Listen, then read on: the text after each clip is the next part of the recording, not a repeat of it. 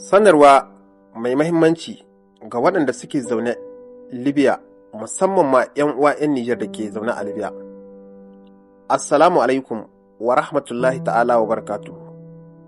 'Yan uwa 'yan Nijar da ke zaune a ƙasar Libya, musamman ma waɗanda suke zaune a gidajen haya da kuma waɗanda ba su da cikakkun takardun zama, akwai wani saƙo mai mahimmanci da ya kamata kowa ya saurara da kyau. A cikin 'yan kwanaki 2 zuwa 3 nan,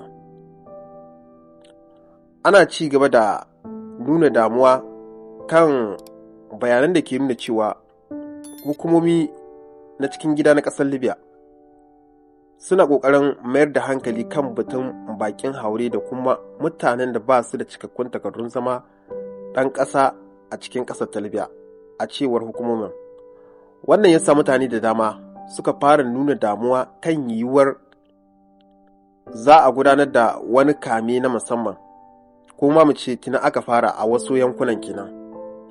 Saboda haka muna kira ga dukkan 'yan Nijar da ma sauran mutane waɗanda suke zaune a ƙasar Libya wanda ba 'yan ƙasa ba kenan, da su kasance cikin shiri tare da kiyaye wurin da mutum zai je da wurin da mutum ya tabbatar da cewa wannan wajen akwai tsaro. Saboda haka waɗanda suke cikin gidajen haya ya kamata su adana wasu abubuwansu masu muhimmanci kamar kuɗaɗe masu yawa ko wayoyi masu tsada da kuma takardu masu muhimmanci.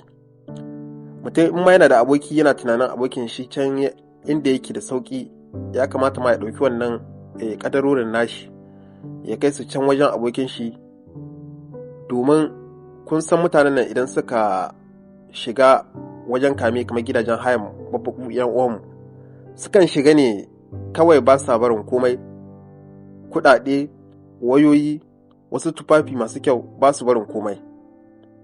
Don haka mutum yana da kyau ya tabbatar da cewa ya ɓoye wasu ƙadarorin shi masu kyau saboda tsaro.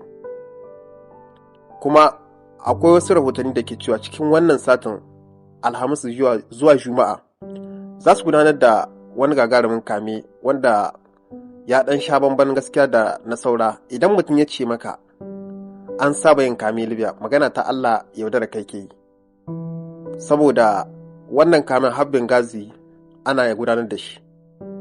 Duba da yanda yanzu wannan kamen sun haɗa kansu yanzu, kun san da yankin Tripoli da kuma yankin gabacin ƙasar Libya ba su shiri, to amma wajen wannan kamen magana ta Allah sun haɗa kansu ya ɗan sha bamban da saura. Muna fatan Ubangiji Allah ya tsare mu baki ɗaya, ya maida mu ƙasashenmu lafiya.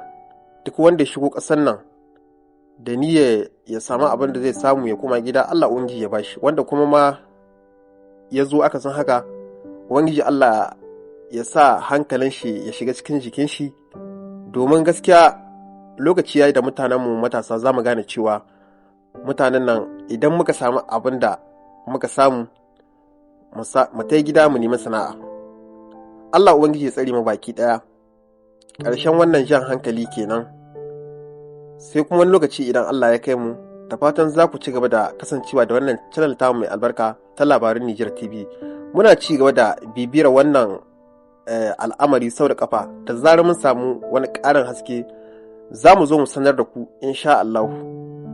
Kar ku manta, idan wannan ne zuwan ku na farko a wannan channel tamu mai albarka, da ku daure ku danna mabidiyan nan like, sannan ku danna subscribe da alamar ƙararrawa, tare da bayyana mana ra'ayinku a cikin komentar, sannan ku yi mana partage domin duk wani mazaunin Libya ya san halin da ake ciki, duk da dai mun san kuna da labari.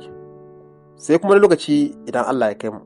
Assalamu alaikum wa rahmatullahi ta'ala wa barakatuh.